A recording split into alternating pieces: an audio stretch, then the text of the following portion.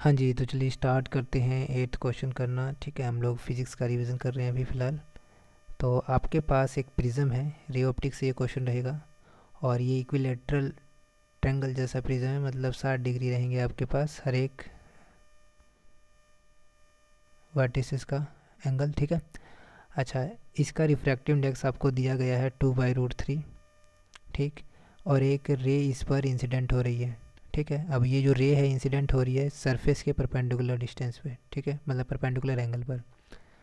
इतना बोला है और फिर आपसे क्या डिमांड की गई है, इमर्जेंट एंगल कितना होगा, डेविएशन कितना होगा, और आपको रे डायग्राम ड्रॉ करना है। ठीक है, ये क्वेश्चन बोला गया, बस इतना ही बोला गया। ठीक है, तो बताइए रे डायग्राम कैसे ड्रॉ करना है। किसका रे डायग्राम समझ रहे हो ना, इमर्जेंट रे जो आएंगे उसके बारे में बात कर रहे हैं। ठीक है।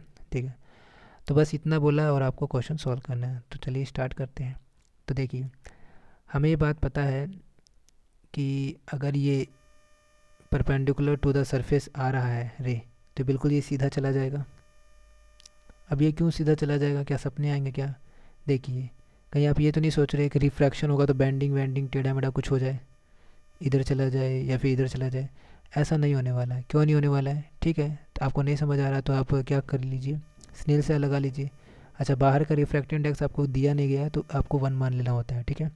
ठीक है, तो देखिए, अगर मैं इस सरफेस पे स्नेल से लगाता हूँ, अब इस बात को समझिए क्या बोला। इस सरफेस पे स्नेल से लगाने का मतलब ये होता है, स्नेल से क्या कहता है, refractive index into angle theta 1 मान लीजिए is equal to n2 sine theta 2। अभी देखिए, n1 क्या है, n1 बाहर वाला 1, साइन थीटा 1 क्या है, साइन थीटा 1 इस मीडियम में इंसिडेंट एंगल कितना है। तो इस मीडियम में इंसिडेंट एंगल है 0 डिग्री। सोच के देखिए ना, देखिए भाई, देखिए देखिए देखिए, ये आपका सरफेस है, ये रे ऐसे आ रही है। ठीक है, जब भी सरफेस दिया हो, रे दिया हो, तो आपको सबसे पहले क्या करना होता है, नॉर्मल लाइन खींचनी होती है। नॉर्मल लाइन किसके, इस सरफेस के ना। तो इस सरफेस के नॉर्मल लाइन खींचोगे तो यही तो होगा। और इंसिडेंट एंगल क्या होता है, इंसिडेंट एंगल होता है नॉर्मल लाइन और इंसिडेंट रे के बीच का एंगल। यहाँ पे इंसिडेंट रे और नॉर्मल लाइन के बीच में कितना एंगल है, 0 डिग्री। तो वही 0 डिग्री आपको दिखाया गया है। ठीक है, तो इस तरीके से 1 × sin 0 इज इक्वल टू क्या करना है, इज इक्वल टू आपको करना है 2/√3 साइन थीटा 2। आपको ये समझ नहीं आ रहा है कि ये वैल्यू 0 हो चुकी है, तो हमें थीटा 2 भी 0 ही मिलने वाला है। ठीक है, तो इस तरीके से हम कह सकते हैं कि जो रिफ्रैक्शन होगा इसका भीतर जाएगा, तो उसका भी सरफेस से जो एंगल होगा वो कितना होगा, 90 डिग्री होगा। या फिर ऐसे कह लो, नॉर्मल से, नॉर्मल के साथ और रिफ्रैक्टेड रे का जो एंगल होगा वो कितना होगा, 0 डिग्री होगा। ठीक है, तो बिल्कुल सीधा चला जाएगा। तो इसमें कोई डाउट नहीं होना चाहिए कि रे बिल्कुल सीधी जाएगी कि बैंड होगा कि क्या होगा। ठीक है, अगर वो perpendicular to the surface incident हो रही है तो बिल्कुल वो सीधी चली जाएगी। ठीक है, इतना तामझाम बताने की ज़रूरत है क्योंकि कन्फ्यूज़न हो जाता है। ठीक है, और ये रे अब यहाँ आ जाएगी। ठीक है, अब देखिए, अब कहानी क्या हो रही है, अब ये हो रही है कि ये अब फिर से एक और सरफेस आ गया। अब इस सरफेस पे बहुत सारी चीज़ें हो सकती हैं, ये डिपेंड करता है कि कौन सी चीज़ होने वाली है कि नहीं। देखिए, जैसे कि ये हो सकता है कि रे आफ्टर रिफ्रैक्शन ऐसे हो जाए, एक पहली कंडीशन।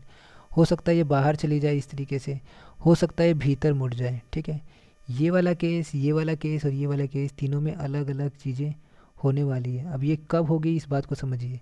मान लीजिए कि अगर मैं यहाँ पर नॉर्मल लाइन खींचता हूँ इस तरीके से, ठीक है, ये तीनों में से कोई एक होगा, ध्यान रखना अभी। ठीक, देखो, मान लो कि मैं नॉर्मल लाइन खींचता हूँ इस तरीके से। किसके नॉर्मल खींचा है मैंने, इस सरफेस के नॉर्मल खींचा है। ठीक है, तो ये मेरा इंसिडेंट एंगल हो जाएगा। ठीक है, तो आपको पता होगा कि जब भी रे डेंसर से रेयर मीडियम में जाए तो क्रिटिकल एंगल के बारे में सोचना पड़ेगा या फिर TIR के बारे में सोचना पड़ेगा। ठीक है, अगर ये इंसिडेंट एंगल क्रिटिकल एंगल से ज़्यादा होगा तो आपका क्या होगा, TIR होगा, जो कि कौन सा केस होगा, ये वाला, जिसमें रिफ्लेक्शन के रूल फॉलो करे जाएंगे। अगर ये incident angle less than critical angle है, ठीक है, तो आपका क्या हो जाएगा, रिफ्रैक्शन हो जाएगा। क्या हो जाएगा, रिफ्रैक्शन, मतलब बाहर चली जाएगी रे। अच्छा, ये क्या है, ये वाला केस है रिफ्रैक्शन वाला। अगर इंसिडेंट एंगल मेरा बराबर है क्रिटिकल एंगल के, तो हम कहेंगे कि जो इमर्जेंट एंगल है, जो बाहर वाला जो एंगल होगा वो कितना डिग्री का होगा, 90 डिग्री का हो जाएगा। मतलब टू द सरफेस ग्रेज कर जाएगी वैल्यू, मतलब जो रेज हैं वो सरफेस के बिल्कुल अटैच करते हुए निकल जाएगी, ठीक है। तो ये वाला केस ये है और ये वाला केस आपका ये है, और ये वाले कंडीशन के लिए आपको ये वाला करना पड़ेगा, ठीक है। तो इस तरीके से 3 चीज़ें पॉसिबल हैं। तो इसका मतलब हमें ये पता करना पड़ेगा ना कि क्रिटिकल एंगल है कितना, और क्रिटिकल एंगल के लिए फॉर्मूला आपको पता ही क्या है, वो क्या होता है, sine I C is equal to refractive index of rare medium divided by refractive index of denser medium. मतलब कहने का मतलब ये है कि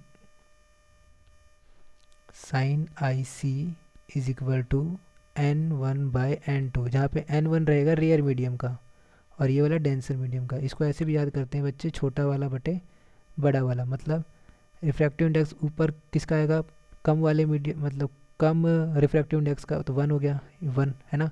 नीचे किसका आएगा 2/√3। अब ये 2/√3 मोर देन 1 है, ये बात आपको समझ में आनी चाहिए। अरे 2/1.732 करोगे तो मोर देन 1 ही तो आएगा, ठीक है। तो ये समझ में आना चाहिए, ठीक है। तो ये हो गया 2/√3, ठीक है। इसको अगर सॉल्व करोगे तो √3/2 हो जाएगा। तो इस तरीके से आपका समझ में आ रहा है कि आई सी की वैल्यू आ गई कितनी, 60 डिग्री, ठीक है। ये समझ नहीं आएगा, अरे √3/2 तभी तो आता है जब एंगल की वैल्यू कितनी होती है, 60 डिग्री साइन के केस के लिए, ठीक है। तो इसका मतलब ये हुआ कि जो मेरा इंसिडेंट एंगल है ना, सॉरी जो क्रिटिकल एंगल है ना, वो कितना आया, मेरा क्रिटिकल एंगल आया आपका 60 डिग्री, ठीक। अच्छा, तो हमें ये चेक करना है ना कि इंसिडेंट एंगल है कितना, चेक कर लेते हैं। तो इंसिडेंट एंगल अगर हम ज्योमेट्री लगाए तो आपको समझ आएगा कि देखिए ये अगर 90 डिग्री है और ये 60 डिग्री है, तो ये कितना बचा, ये बचा आपका 30 डिग्री, ठीक। तो ये वाला एंगल कितना बचा, चूँकि मैं बोल रहा हूँ कि नॉर्मल खींचते हैं तो परपेंडिकुलर खींचते हैं ना, ये परपेंडिकुलर है, तो ये कितना बचा 60 डिग्री। अरे ये तो वो वाला केस हो गया, इसका मतलब यही तो मेरा इंसिडेंट एंगल है। इंसिडेंट एंगल बराबर हो गया कि इसके क्रिटिकल एंगल के कितना, 60 डिग्री, है ना। तो इसका मतलब रे ऐसे ग्रेज कर जाएगी टू द सरफेस, है ना, बिल्कुल सरफेस से बिल्कुल ऐसे ऐसे करके जाएगी। तो इस तरीके से आपको रे डायग्राम इसका बनाना था, ठीक है। तो एमर्जेंट एंगल क्या हुआ, एमर्जेंट एंगल होता है नॉर्मल के साथ और जो रिफ्रैक्टेड रे उसके साथ। तो ये देखिए, तो ये हुआ आपका एमर्जेंट एंगल, ये कितना है 90 डिग्री, बिल्कुल ठीक है। तो ई की वैल्यू कितनी हो गई आपकी 90 डिग्री, ठीक है। और क्या पूछा है, डेविएशन पूछा है। अच्छा, डेविएशन के लिए क्या करोगे, एक बात बताओ, ये सरफेस था, ठीक है, इसमें रे ऐसे आ रही थी, ठीक है। अगर देखिए डेविएशन का मतलब ये होता है ना कि जो रे ऐसे जा रही थी, अगर कुछ ना होता, अगर ये प्रिज्म ना हो तो बिल्कुल ऐसे जाती, ठीक है। लेकिन प्रिज्म होने के बाद ये रे अब ऐसे जा रही है, तो ये जो एंगल है ना, इसे बोलेंगे हम एंगल ऑफ डेविएशन या फिर डेविएशन वाला एंगल, ठीक है, जो भी है क्या कहते हैं, है ना। तो ये एंगल कितना हो जाएगा, ये एंगल हो जाएगा आपका, चेक करिए कितना हो जाएगा। अगर मैं इस सरफेस को ऐसे बनाता हूँ, ये ऐसे जा रही थी, ठीक है, जाती है ऐसे, ये आपका नॉर्मल है, और ये आपका कितना डिग्री आया, 60 डिग्री आया, ये 90 डिग्री है, ठीक है। अगर ये 60 है तो ये भी 60 है, ठीक है। और रे ऐसे जा रही थी, अब जा ऐसे रही है, तो ये एंगल कितना बचा, 30 डिग्री। तो इस तरीके से कह सकते हैं कि ये जो एंगल है, यहाँ जाती रे लेकिन अब ऐसे जा रही है, तो ये 30 डिग्री आपका क्या होगा, एंगल ऑफ डेविएशन। तो ये हो जाएगा, और ये डायग्राम आपको बता ही दिया गया, ठीक है। तो इस क्वेश्चन में बहुत सारी चीज़ें हैं, आपको समझना है, ठीक है। चलिए, थैंक यू।